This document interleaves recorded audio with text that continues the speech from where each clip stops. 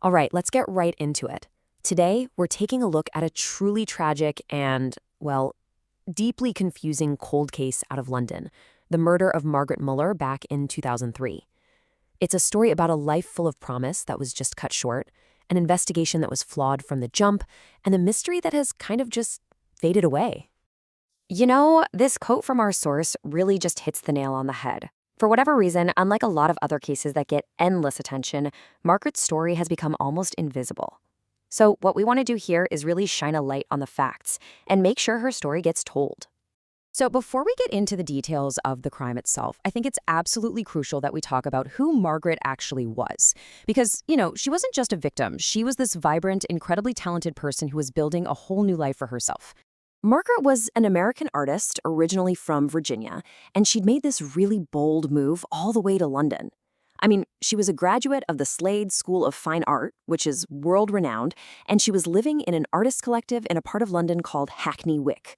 Now, back in 2003, this area was considered pretty rough. She'd also been a really gifted runner in high school, and it was a passion she had just started getting back into. But it's that very passion for running that would unbelievably put her directly in the path of her killer. So let's go to that morning and see how a totally normal jog in a very public park turned into a scene of just unimaginable violence. The attack happened at 8:30 in the morning, on a Monday, in broad daylight. Just a normal jog on a totally normal day. But here's the first huge critical failure in this case. Margaret lived by herself, so nobody even knew she was missing for 3 full days. That gave her killer a 3-day head start. In a murder investigation, that's an eternity. Now, police estimated that when the attack happened, there were about 200 people in Victoria Park. 200. So, 200 potential witnesses? How did nobody see anything?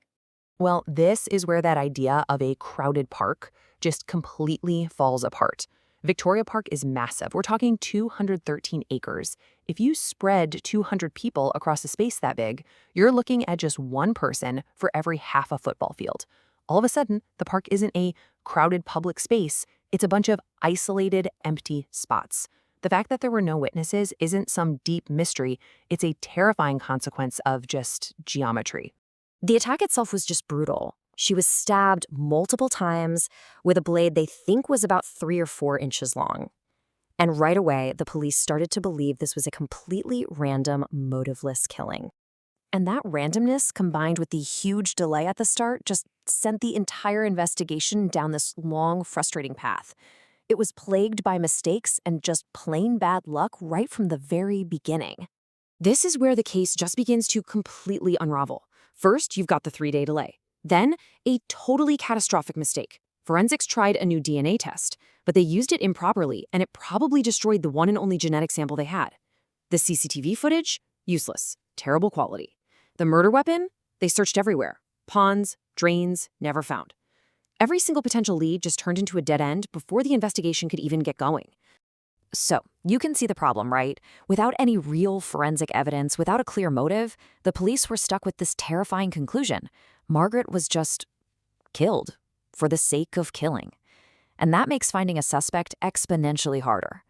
And with no solid leads, the case just splintered. It became this confusing, tangled web of sightings, different theories, and potential suspects. But not one of them ever led to a real breakthrough.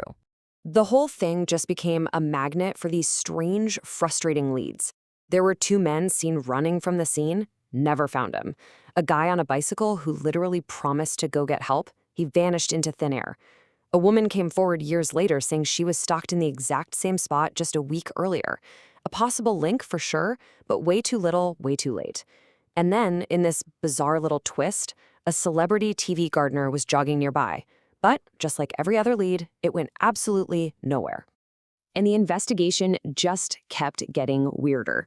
Police started to suspect that the killer might have actually come back to the scene, maybe even hiding in plain sight during the crime scene reconstruction.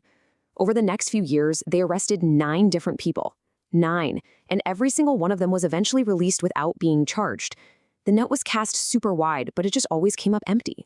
So, this long string of dead ends meant that pretty inevitably the case went cold.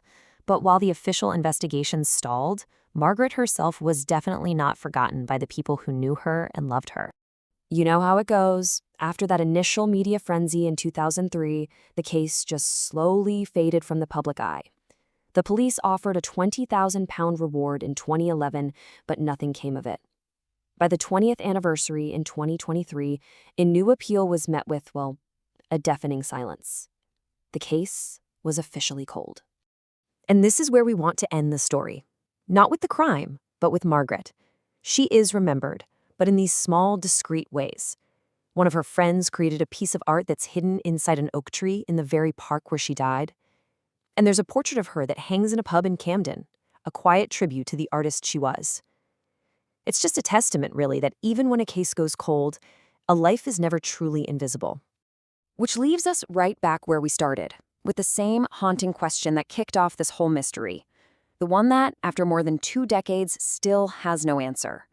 In a park full of people, on a normal Monday morning, how does a killer attack with such brutality and then simply vanish?